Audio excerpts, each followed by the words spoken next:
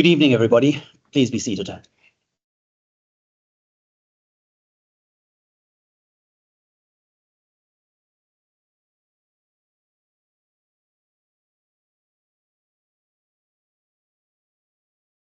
Distinguished guests, colleagues, Professor Mignon McCulloch's partner, Jean, her family from the Red Cross, her friends, the UCT community, a warm welcome to everybody this evening. My name is Brandon Collier-Rees, and I'm the Deputy Vice-Chancellor for Teaching and Learning at the University of Cape Town. And I'm pleased to welcome you to this special occasion this evening. This is the second installment in this year's UCT Inaugural Lecture Series. These lectures are a proud tradition here at UCT, the opportunity to showcase our esteemed professors' outstanding scholarship, expertise, and contributions. They also serve as an essential reminder of how research and academic inquiry drive innovation, policy change, and real-world impact. Tonight's lecture is no exception. We live in a world where healthcare disparities remain a significant challenge, particularly in pediatric medicine. Access to life-saving treatments, especially for chronic and acute kidney conditions, is far from equitable, with many children in low-resource settings facing limited or no options.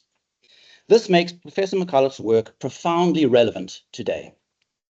Her lecture, titled First Aid for Kids' Kidneys in Africa and Beyond, will explore critical challenges in pediatric kidney care and highlight the pioneering work being done right here in South Africa to address them.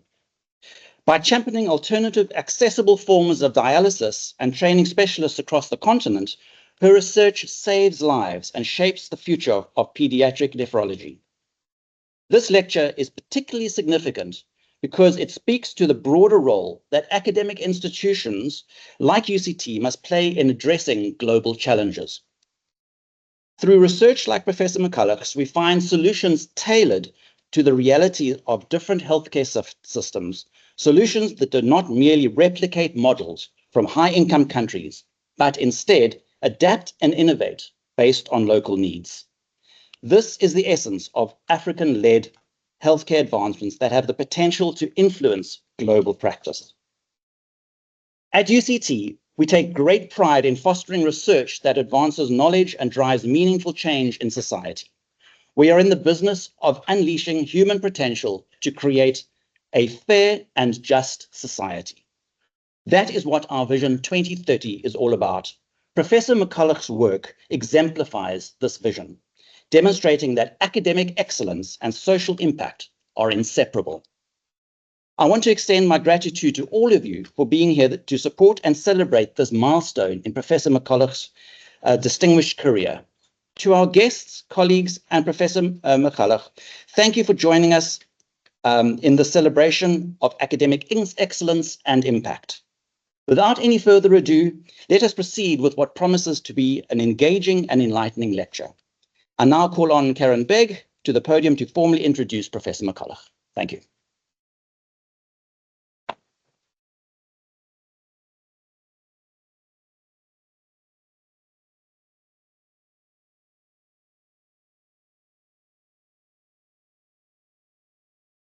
Distinguished colleagues, esteemed guests, and valued members of the University of Cape Town community.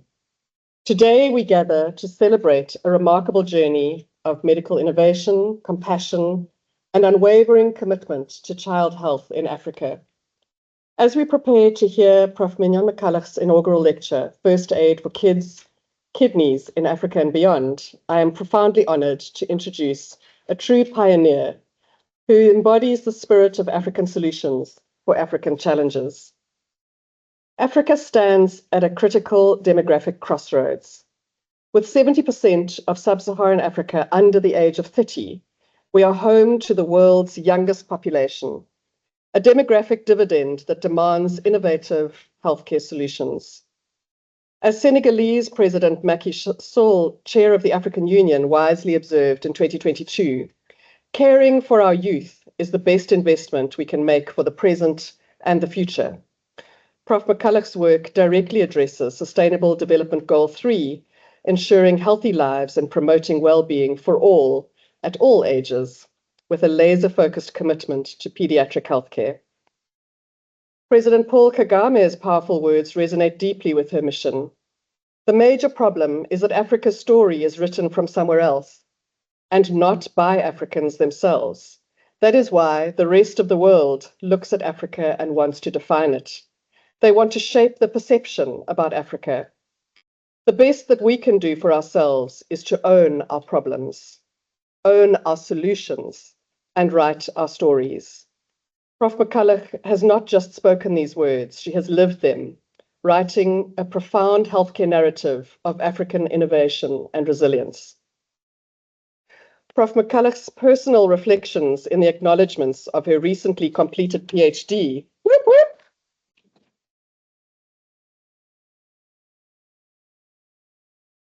These words reveal the heart of her mission. In her own words, she begins by thanking her patients, my little and big patients and their carers, who taught her so much about kidney disease, despite the challenges that often complicate their lives, and for always having a smile. This simple acknowledgement speaks volumes about her approach, one of deep respect, humility, and profound human connection.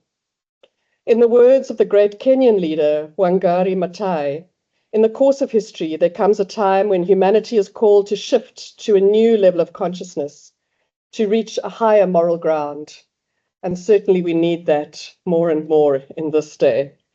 Prof. McCulloch has not just reached that moral ground, she has built an entire healthcare infrastructure upon it. Her journey in pediatric nephrology is nothing short of transformative. At the Red Cross War Memorial Children's Hospital, she has not just treated children, she has revolutionized kidney care across an entire continent. Consider this, she has trained 44 pediatric nephrologists, many of whom are the first in their respective countries. Each of these specialists represents a beacon of hope, a testament to her commitment to developing local expertise. Nelson Mandela once said, education is the most powerful weapon which you can use to change the world. And Prof. McCulloch has certainly wielded this weapon with precision, creating a network of health professionals who are changing the landscape of child health in Africa. Her research is a compelling narrative of innovation born from constraint. When conventional medical equipment and infrastructure was unavailable, she developed locally prepared peritoneal dialysis fluid and catheters. Her groundbreaking work demonstrates that limitations are not barriers, but opportunities for creative solutions, creative African solutions. With an extraordinarily small peritonitis rate of just 4%, she has proven that African ingenuity knows no bounds. Through the Saving Young Lives Committee, she has been instrumental in training over 700 professionals and saving more than 1,000 lives. Her philosophy is encapsulated in her own powerful statement, no child should die of acute kidney injury without an attempt at peritoneal dialysis. Her gratitude to her team, from her supervisors to her colleagues, from the medical officers to the nursing staff, and even to cleaning and domestic staff, reveals a leader who understands that groundbreaking work is never a solo journey. Her acknowledgement of her training renal fellows from across Africa, her appreciation for their commitment and sacrifice, speaks to her collaborative spirit. As the first African host of the International Pediatric Nephrology Association Congress in 2025, Prof. McCulloch is not just representing our continent, she is redefining its healthcare narrative. With thousands of international delegates and 100 sponsored fellows, she is creating platforms for knowledge exchange that will resonate for generations. Her leadership extends beyond clinical practice. As the president of the South African Pediatric Association and International Pediatric Transplantation Society, she's been a critical advocacy voice, particularly during the challenging time of the COVID-19 pandemic. With over 200 peer-reviewed papers and a recently completed PhD focusing on pediatric acute kidney injury management in an African setting, Prof. McCulloch embodies the scholar-practitioner model of excellence. In her own touching tribute, she notes that her parents would have been proud, walking in her father's footsteps in completing a PhD, but more importantly, doing something to help children. This, ladies and gentlemen, is the essence of Prof. Mignon McCulloch. Ladies and gentlemen, please join me in welcoming Prof. Mignon McCulloch.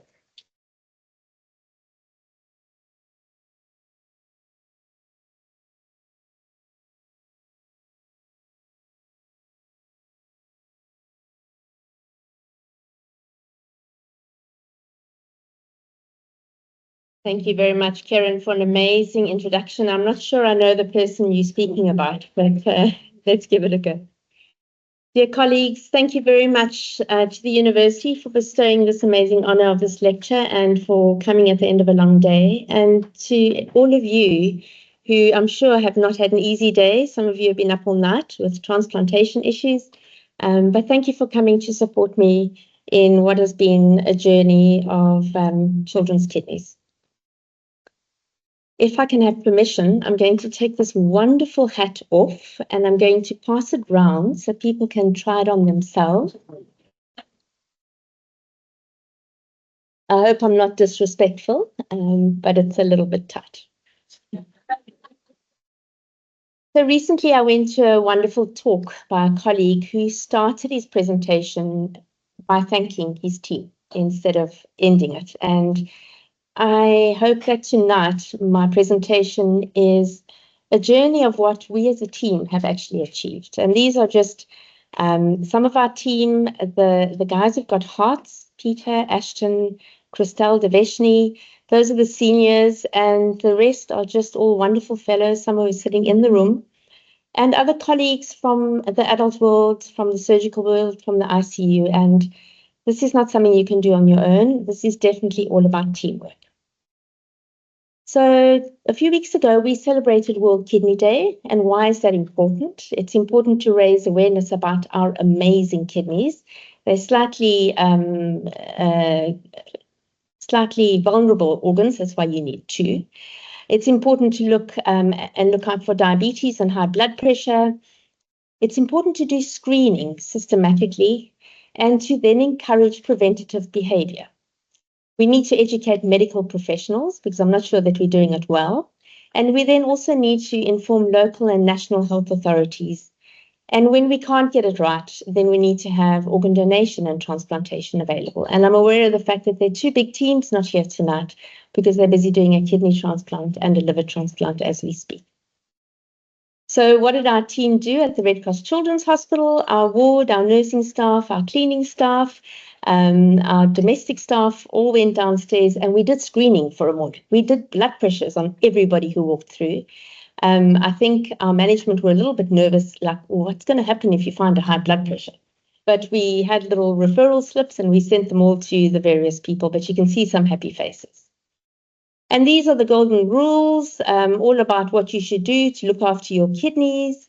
It looks quite boring, actually. Gosh, can you really still enjoy life if you have to stick with all of these?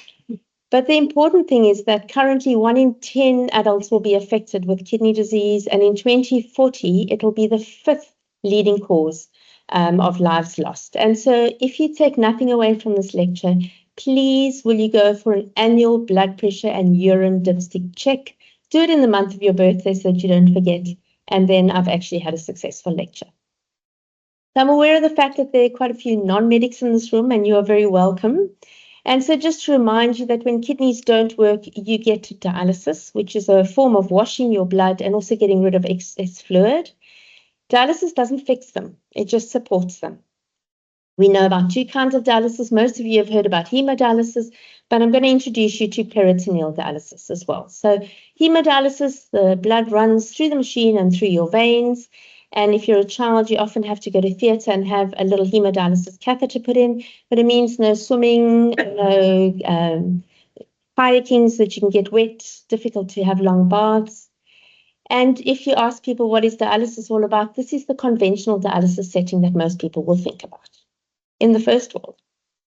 Peritoneal dialysis, however, is when you put a little tube into your abdomen and you run fluid in, it washes around the intestines, take the waste out and drains it again. And you can see a very serious adult sitting with a book having manual dialysis. And then similarly, an adult in the picture below with an automated machine. And that's what we try and do for all our kids. So they can be on dialysis overnight, come off the machine, go to school and play as children should. You normally need a surgeon to place these catheters, but during this talk, I'm going to introduce you to some techniques that we've used as non-surgeons by putting this in. What's great about peritoneal dialysis is that you can empower parents to do this at home. So they don't need to go into a center, they can actually go home, and you can see two of our fantastic trainers with a bunch of fantastic mothers who are actually learning to be the nurse and the doctor at home with these automated machines. We concentrate on family-centered care, and this is a hemodialysis unit in our ward. Children who fail peritoneal dialysis go on to hemodialysis, and you can see this is far from family-centered care. Imagine having a little toddler sitting for 3 hours on a dialysis machine and not being able to move. So now I'm going to change tack a little and say climate change is an issue, whether you believe it or not, but it really is. And there have been lots of droughts and floods and earthquakes. Even Malawi had Cyclone Freddy. And does this form of dialysis work in that kind of setting, in a crisis setting? Well, we know Cape Town, one of the craziest cities around, really rich, posh areas and areas where people are really struggling to live from day to day. And we know that there was this terrible drought a few years ago where people stood in queues to get water. And can you imagine how hard it was for our managers to run a hospital in the middle of this time? And how hard it is to run a hemodialysis unit during this time, because it needs a lot of water. And there was one day where I found myself, and you'll see, so I meant to introduce Mignon. So when I phone a restaurant to make a booking, they normally go, your name is Mignon, and they normally have a little giggle. So you are allowed to giggle at my expense. And this was Firefighter Mignon, where we took the hose pipe from the fire hydrant to fill up our water tanks. I mean, that's really crazy. So our wise hospital management drilled for 3 boreholes, and on the 3rd time they struck liquid gold, as you can see down here. And for a while we tried to use this form of water as an alternative. Most of you who live here know that we also have electricity challenges, and you even have apps. Recently, the folk who came to our Congress were really impressed that there were all these apps available. And we have a great technical task team, and you can see there's even a Mignon at the bottom there, so all good. But when we do dialysis using a cycling machine, we need electricity. And we also need electricity because we now have modems where Big Sister and Big Brother, in our units, it's normally Big Brother Ashton, who watches how many times a week you've skipped dialysis, how many times you've come off dialysis, and it's actually managed by Wi-Fi and by a modem. And I'm going to introduce you to Sipho. Sipho is a young man who went into kidney failure, went home to a farm where his dad worked, a dairy farm. And there was a real conflict because the farmer had to milk the cows using these electrical milk pumps. But at the same time, he also needed his dialysis. So they kind of came to a compromise and they made a plan. And we also have an amazing charity called Footprints for Sam. And they came to fetch him for a checkup, and at the same time they phoned us to say there's a kidney available for him. So that really got rid of the conflicts about should you milk the cows before he has dialysis, or should he have dialysis before you milk the cows. And all the wars and conflicts in 2024, I haven't even listed them, but disasters precipitate kidney failure already. And we know during COVID-19 there was a ventilator shortage, but what most people don't know about is there was actually a dialysis shortage as well. And I got phoned one day by an adult colleague at King's College in London to say, hi, Mignon, we know you do a lot of peritoneal dialysis, but we're really stuck. We've run out of all our hemodialysis machines. Please, can you give us a tutorial on how to do PD so that we can actually save adult lives? There have been some papers written, are we biased against peritoneal dialysis? We've written some papers to say that using PD is a rational solution for managing acute kidney injury, and it's resource and environmentally efficient. In some countries, it treats women and children as well. The Saving Young Lives program, I'm going to tell you a little bit more about later. And then for acute kidney injury, that's kidneys that are just sick for a short time. It's really very beneficial. And very fortunate to get this paper with the support of all my co-authors into Nature Review. Never will I ever get that done again.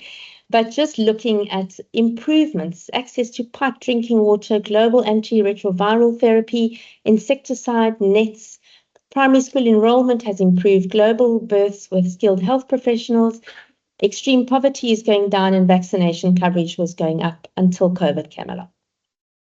So Nathan Levine, an ex-South African, has introduced using expired dialyzers for cleaning river water in Ghana. So that's a smart idea in preventing diarrhea, which causes kidney injury.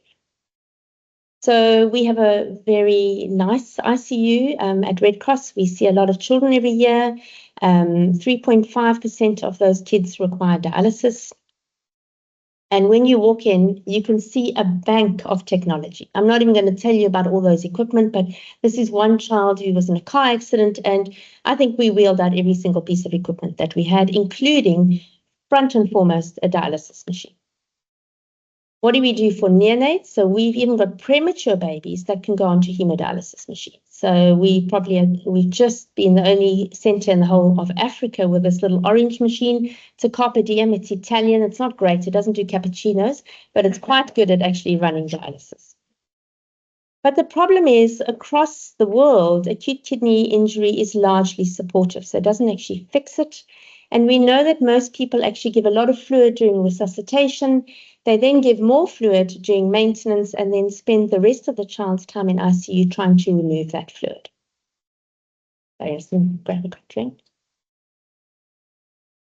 So this was an international pediatric dialysis survey. I'd love to do it again, including more centers. And they looked at, and I hate the term developing and developed. I feel extremely developed. I just work in an under-resourced area. But be it as it may, PD, as you can see where the green arrow is available in 100% of settings, whereas continuous renal replacement therapy or continuous dialysis only in 33% of less resource countries and only in 60% of high-income countries for children. So 13.5 million patients, that's enormous. And what is the best form of dialysis? Whatever you actually do best in your setting. And so this is a pediatric dialysis group that tries to teach, do what you do best in your setting. And this is a paper that came out just before our paper came out last year, looking at acute kidney injury in South America. They looked at 18 centers and they had 700 patients from 18 centers. And their survival rate was really poor. It's really sad that children with kidney problems have such a poor survival rate.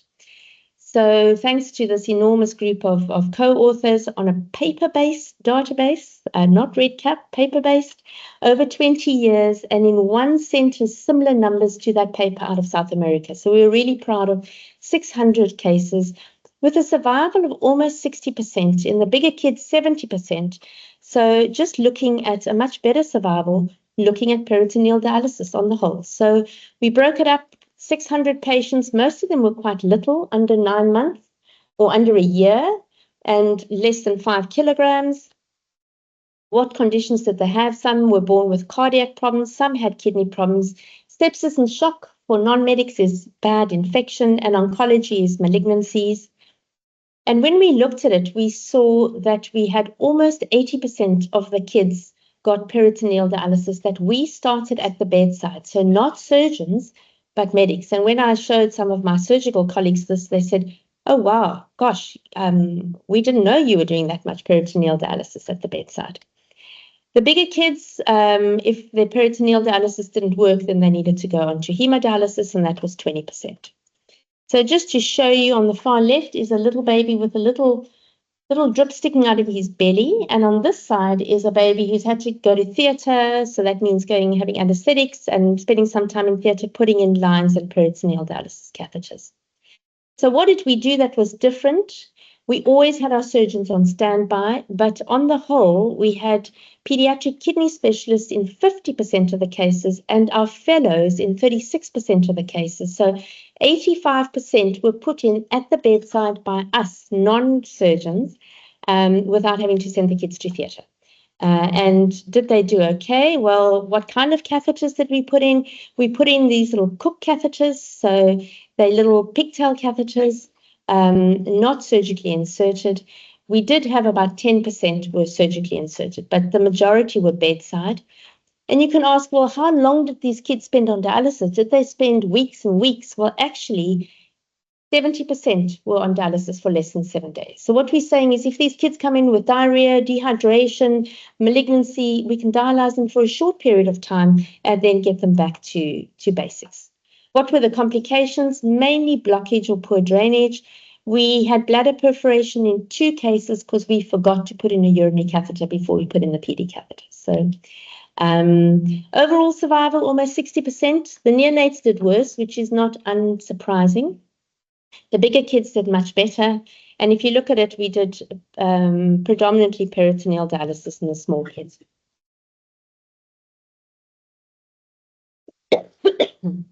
Sorry, just looking at the costs. So the carpe diem is that little orange machine that doesn't do the cappuccinos. $370 compared to $26 or 500 Rand for manual dialysis using makeshift catheters. I love this slide. It's pretty iconic. Tim Bunchman is one of our colleagues from America, Stefano Picco from Italy, and Pete North from our own center, looking at basic, without electricity, without machinery, doing basic research on dialysis. And Pete just submitted his PhD on gravity-assisted continuous flow PD, where you use 2 catheters and your flows are almost as good as doing hemodialysis. Really exciting work, so watch out for that. So we trained a lot of our fellows to put in their PD catheters, and then we looked at what lessons we learned from these fellows who trained with us. So this paper was up until 2021, and we had 38 trainees. We've now had 43. We did hands-on training in both kidney biopsies and dialysis techniques. This is what we've done in Africa. As you heard earlier, some people have gone back to Africa as the first children's kidney expert ever, which is really exciting from our point of view. We're slipping a little on the French side, but we've got some plans for that. So in a few years' time, we'll watch this space. And we did a survey on their return to home institutions. And you can see on the right-hand side, rarely was there pediatric equipment available. Lots of adult stuff and rarely anything available at night or on the weekend. So lots of challenges for our fellows. So these are some of our fellows who give us a thumbs up for the training we do, and I give them a thumbs up for teaching me so much. And I really have to pay tribute to these trainees, both adult and pediatrics, and we have a great relationship with the Grooteskier team. They send fellows to us and we swap around. But these fellows have often left their homes and their families and their partners for 2 years to come and train with us and then to go back. So big hats off to them. Just a little bit on saving young lives and changing tack. We've just had a 10-year anniversary. It's a partnership between a group of renal organizations, a steering committee led very capably by Brett Cullis. I'm following in his footsteps, big shoes to fill, and some really amazingly skilled people. Also amazing advisors and trainers. We don't pay anybody anything. So if any of your faces are on here, you're not going to get paid for running this, but the idea is you attempt to transfer a child to a kidney center. If you can't do that, you try and get a surgeon. So don't get rid of your surgeons to put in a PD catheter. And if you can't do that, then you try and do it yourself. And this is where the first aid kit for kidneys comes in. We've taught people how to make dialysis fluid out of solutions. We use Ringer's lactate. If you want a recipe, there it is. Otherwise, we can send it to you. And the myth that most people come up with is you can get lots of infection from this, but we've shown that we had a 4% peritonitis rate, which is extremely low. So it's cheap, it's easily available. You stick some sugar into a bag of saline or Ringer's lactate, and you've got instant dialysis fluid. What catheters have we used? Well, this has been difficult. These companies have stopped making children's catheters worldwide because it's not cost effective. Isn't that awful? And so we've had to think of using alternatives. So this is an adult central line into a 1.7 kilogram baby in the Philippines, and it works just as well as a PD catheter. Is this low tech? Well, this is a cardiac baby on a lot of devices who's needing peritoneal dialysis. And if you ask me what's changed in my practice in Africa, 3-way taps and buretrols, and you can MacGyver anything. So here's a nasogastric tube, a 3-way tap, Ringer's lactate and dextrose, and that will save somebody's life. So what have we done as teams? We've put together some international guidelines because a lot of our fellows would go home and say, our managers won't let us do this. And we said, well, here are international published guidelines, both for adults and for children, the gold standard, and then all the way to what you can do if you need to be a MacGyver. And then what have we done at Red Cross? Well, we've run the Saving Young Lives course, not just for 1 day, but for 5 days. And you can see surgeons teaching us how to put in PD catheters. But we've also realized that when children come in, they may need to be resuscitated. They may need fluid. They may need to be ventilated. And so, and we've also taught teams of doctors and nurses to do this together. And so here are some of you doing some of the training for us as part of an APLS with a bit of a kidney flare. You can see we've done quite a lot of teams of people. The first year we just brought the doctors, and after that we brought, you cannot come as a doctor if you don't bring at least one nurse with you, because otherwise the doctor goes back and the nurses don't support him. Samson Antwi is amazing. He was one of our first fellows who persuaded his hospital to send him to us for 2 years, and they had to pay. We've never had that before or since. I think he'll be the first medical president of Ghana, so watch the space. And he has taught his community officers and medical officers out in the communities to do dialysis. So he has trained over 100 young doctors and nurses to do dialysis in the communities. And so what has Saving Young Lives done? This is at the 10-year anniversary. We saved 500 patients with a 65% survival rate. Since then, we've saved even more. In the last 5 years, we've done almost another 500. And you can see we've taken different institutions in different countries. If you look at the little orange dots, you can see how far our reach has been. We've literally gone all over the world. I just want to flip back to Bhutan. So Bhutan is sort of in the middle of Asia. I didn't know where it was until I was taken along from Delhi to go and do some teaching in Bhutan. And one evening there was a knock on my hotel door to say, we've got a real baby who needs dialysis. Can you come and help us? And so it was an amazing opportunity to teach their young doctors to do dialysis on a child.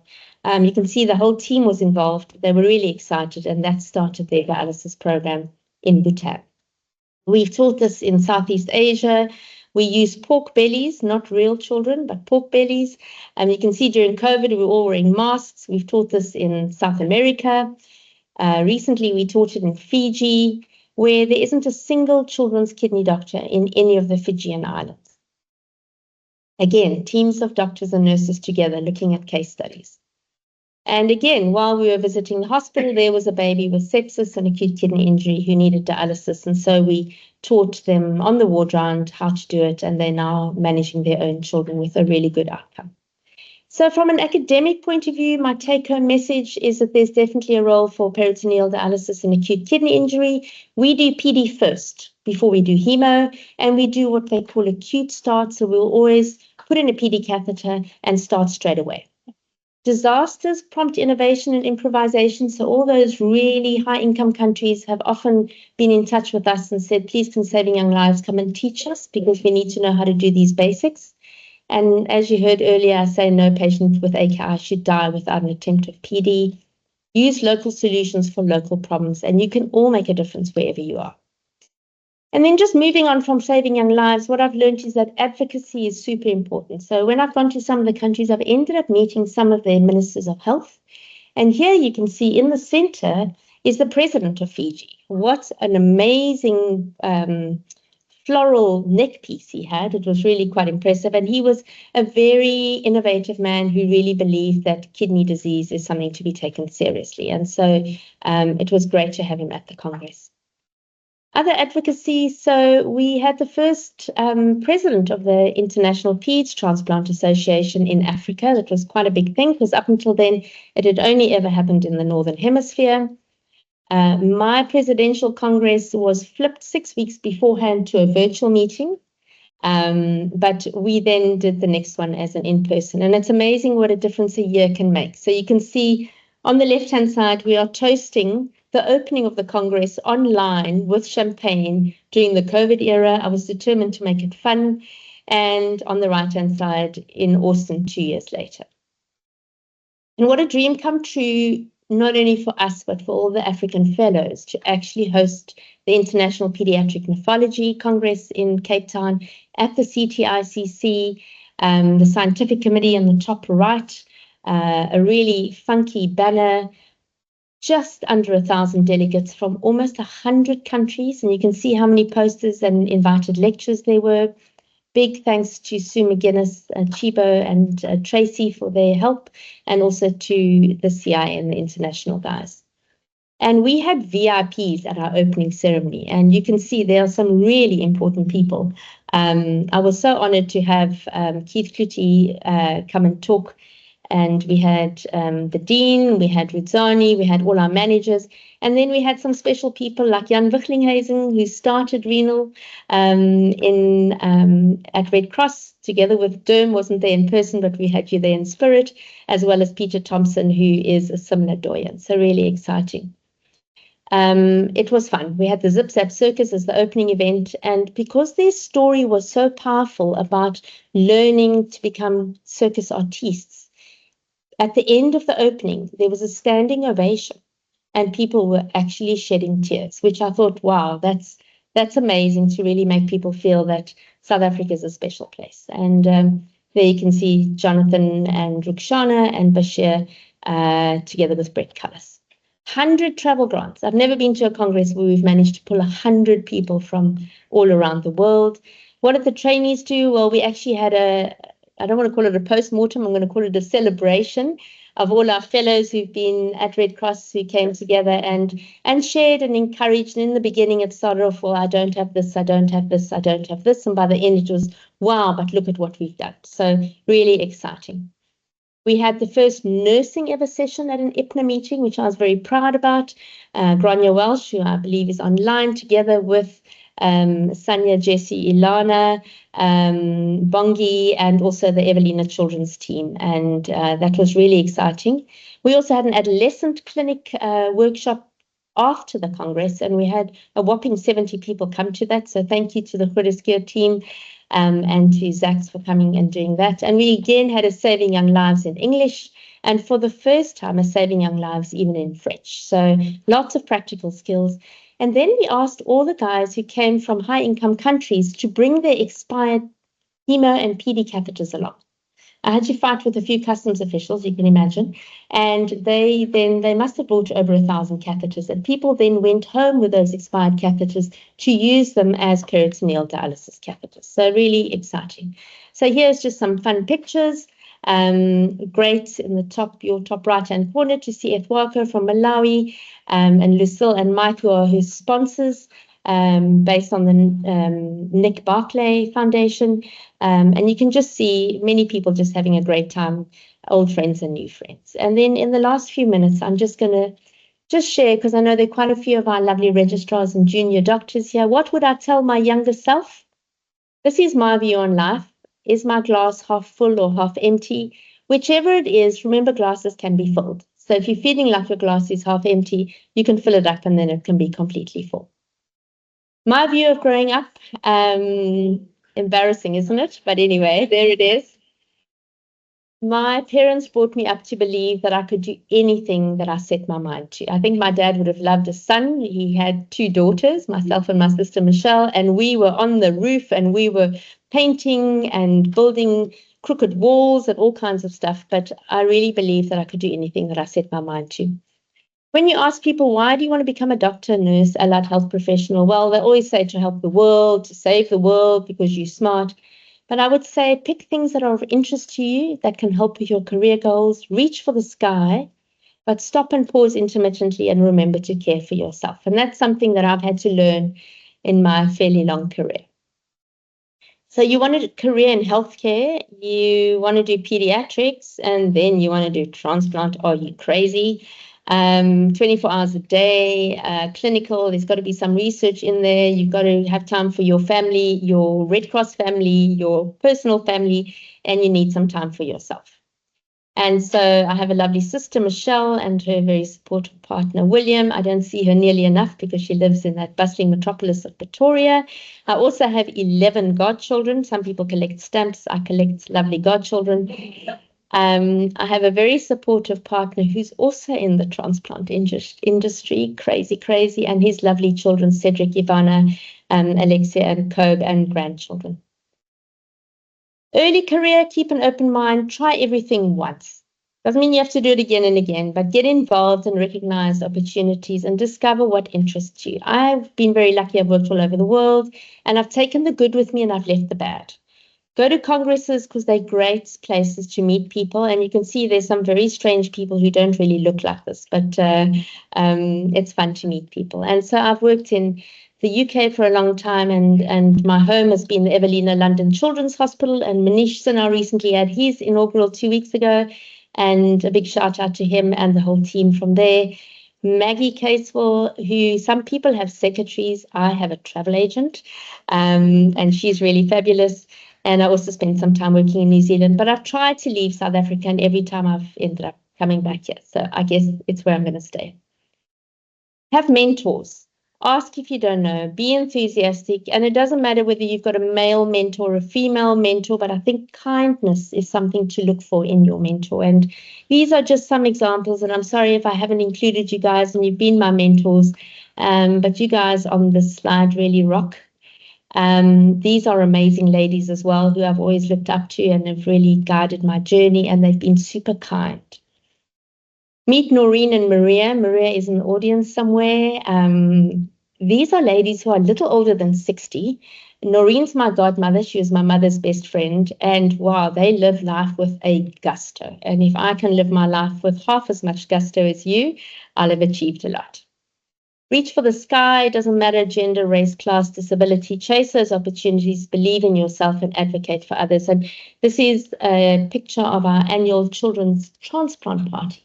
And we have it for the kids, but we actually have it for the staff to remind them how we've taken children who've literally been on death's door and given them a second chance in life. And here they are rocking and rolling and not knowing that they should even not be alive.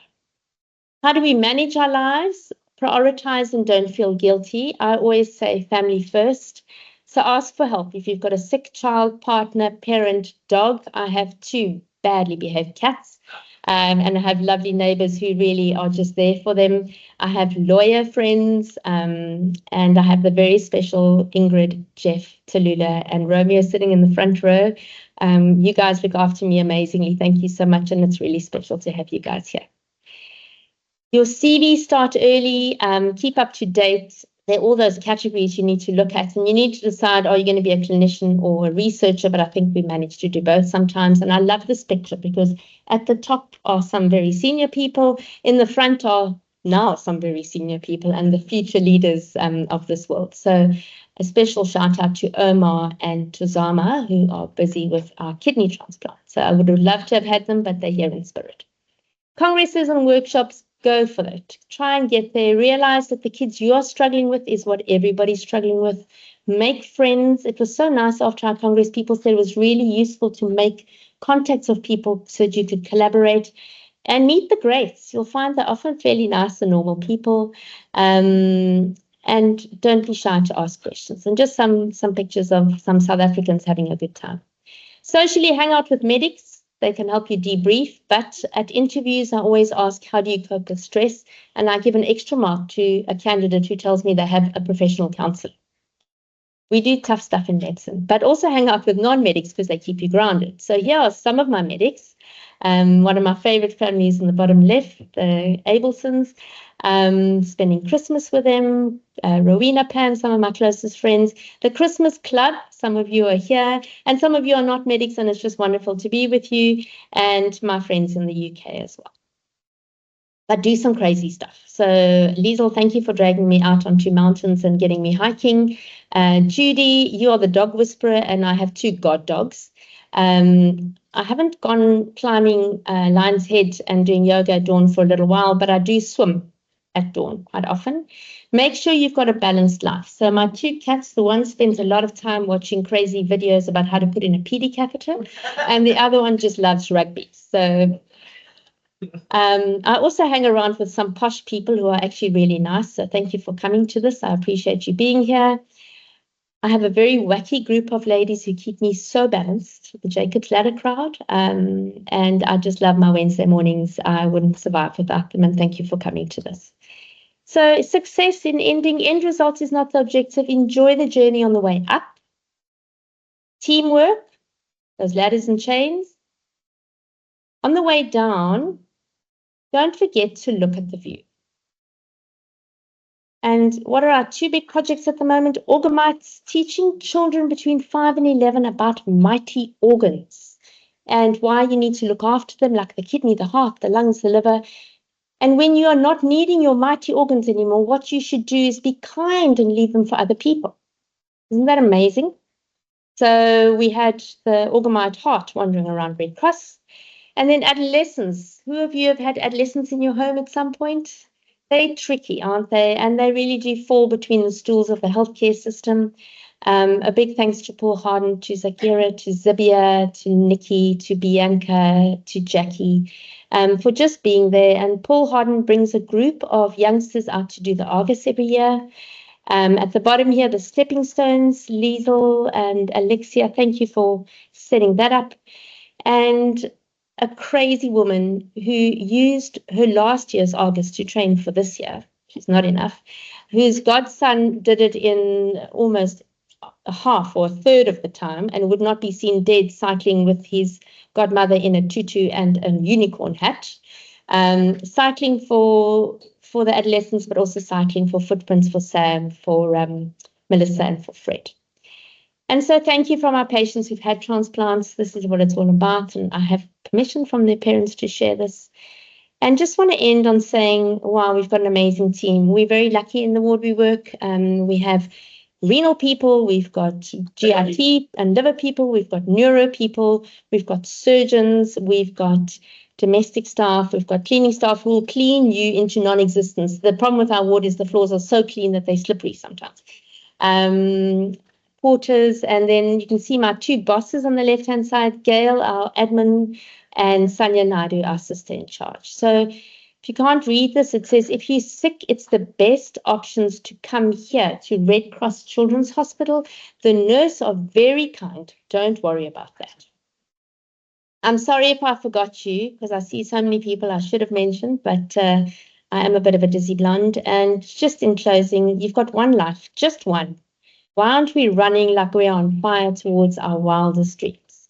And a huge thanks to Jean for always having my back. Really appreciate that. And I think with that, you're off the hook, and that's the end of that.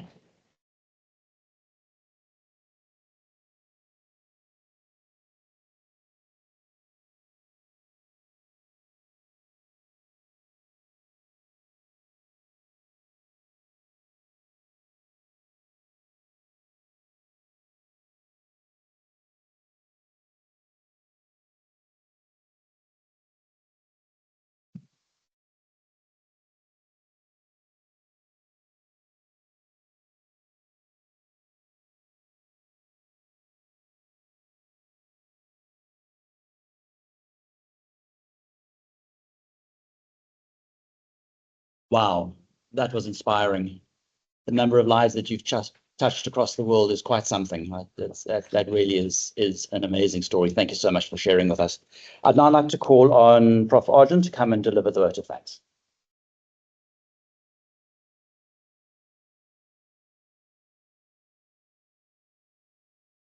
Well, thank you, Mignon. That was amazing and truly inspiring. So I've got a double job now. I'm going to say thank you for the lecture, but I'm also going to fill you in on a little bit of the background to this person who's just told you the story. So you might not know, but she was born in Pretoria, of all places, and moved to Johannesburg when she was 3 years old. Her father was from Scottish origins. He started out as a plumber, but ended up as Professor of Property Economics at Wits. So Mignon's interest in developing property, looking after the finances, and understanding what it is we have to do to finance this has a great background. Her mother trained as a social worker, but works as well as a guidance teacher. And I'll come back to some of what she might have inherited from there. Because her mother was Afrikaans, she actually went to Durkee Ace Law School. And if you're interested as to why she's able to speak Afrikaans really well, that explains it. She then went on to Sandringham High School, a school that is distinguished by the quality of the male rugby players, and I believe that they allow women to go there as well. But after that, she went to Wits, trained there, graduating in 1989, and then went through training first at Coronation, Hospital, as it then was, in Baragwanath, where she started it, did some of her SHO time in pediatrics, before going to the UK for a 6-month jaunt. Well, 6 years later, after going through multiple institutions that you might have heard of, like the John Radcliffe, Great Ormond Street, St. Mary's Hospital, she'd gained a whole lot of training in pediatrics, but she'd also done her adult exams in the MRCP and popped down to New Zealand to pick up a bit of pediatric experience. And it was after that that she came to Red Cross in 1996. She joined us first as a registrar, but having completed her exams, she was very quickly able to move on to being a senior registrar. And because of what was happening at the time, she suddenly found herself as head of the Department of Pediatric Nephrology 2 years later in 1999. And since that time, you've had a taste of the whirlwind that has engulfed Red Cross and the work that has actually expanded as she's gone through that career. You've heard a lot about the research programs that she's done. What really intrigues me is if you go and look at the CV and the publications, is the range of stuff.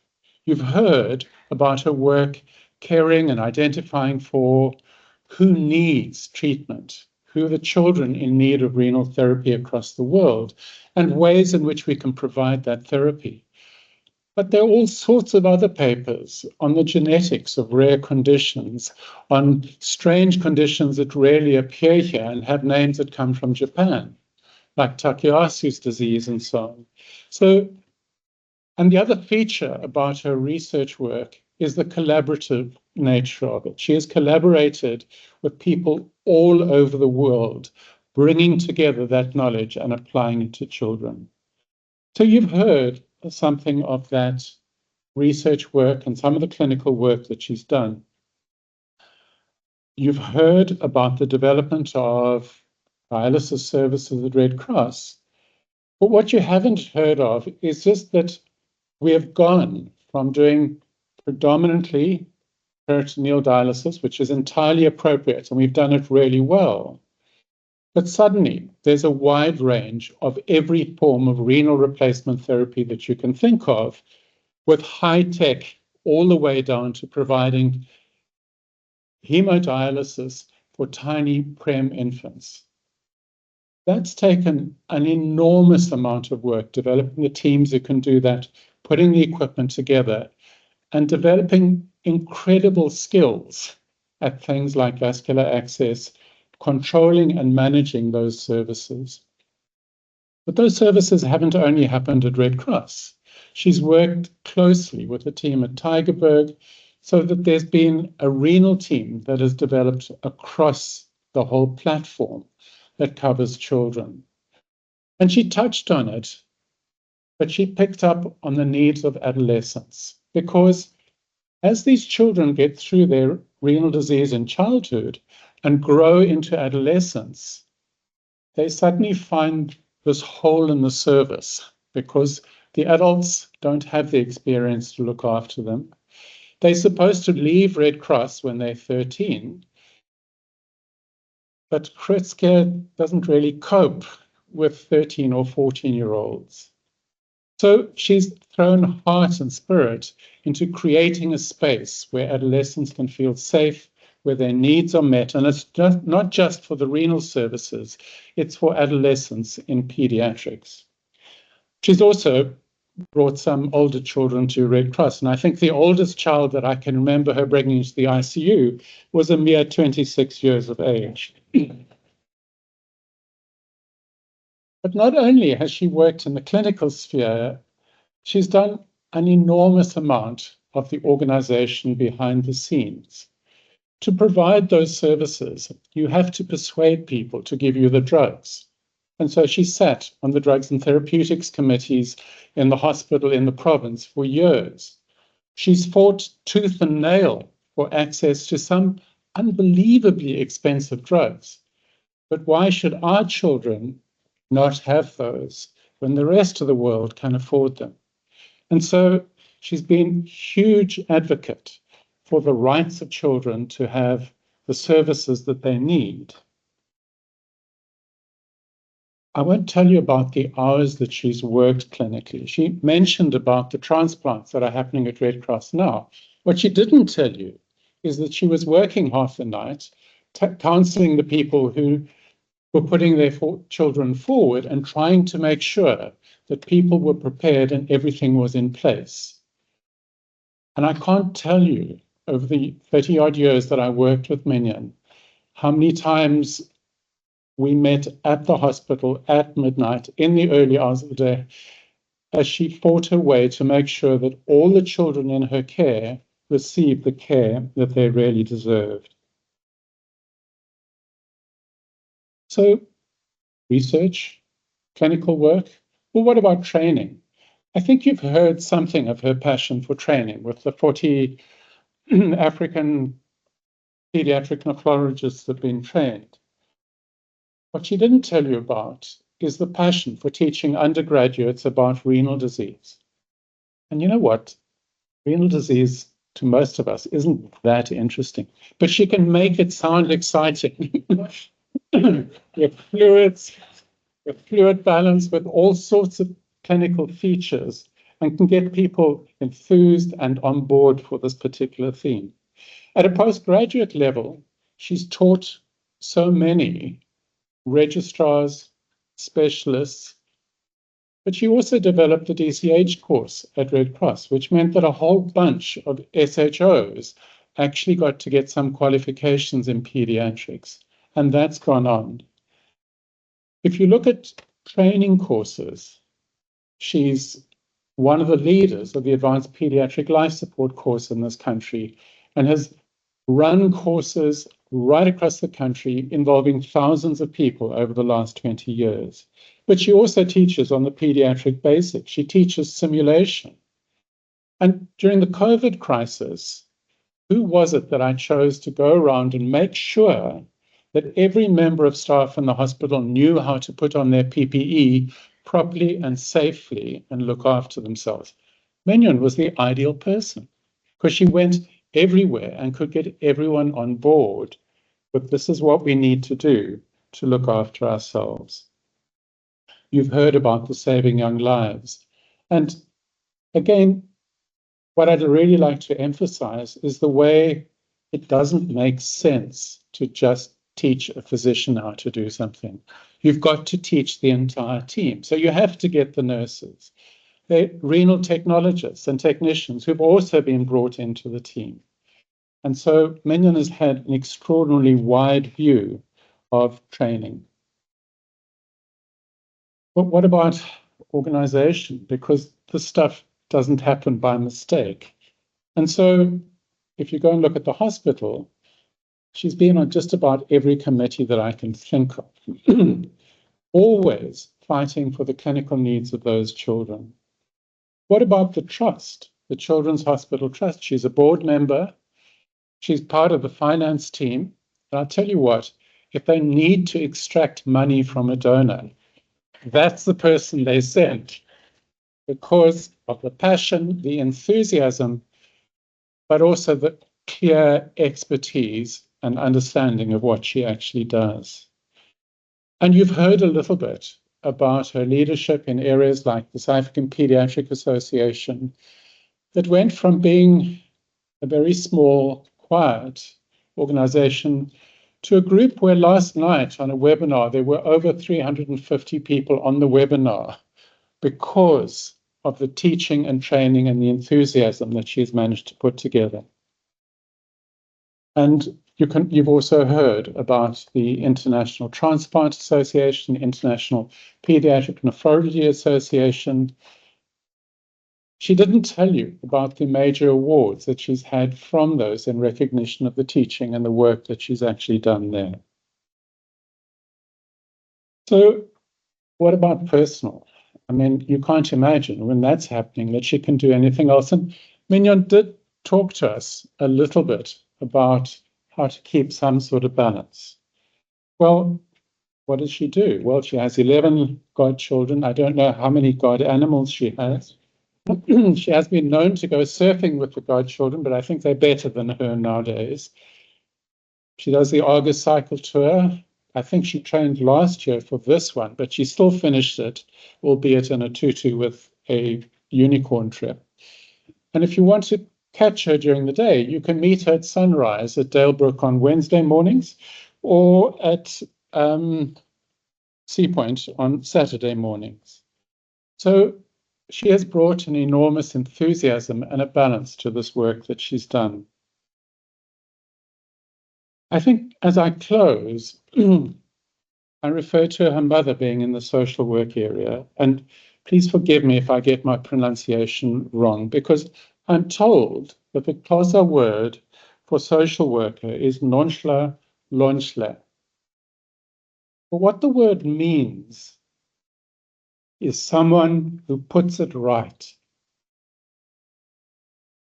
That's a hell of a load for any social worker. But that's what I think what Mignon does to the people around her, to the children, to her colleagues, to the staff, to the environment that she works in. So Mignon, thank you. Thank you for the lecture. Thank you for all the work that you've done. And thank you for staying here in Cape Town when I know you've had multiple offers in multiple other places. You've made an enormous contribution, and thank you.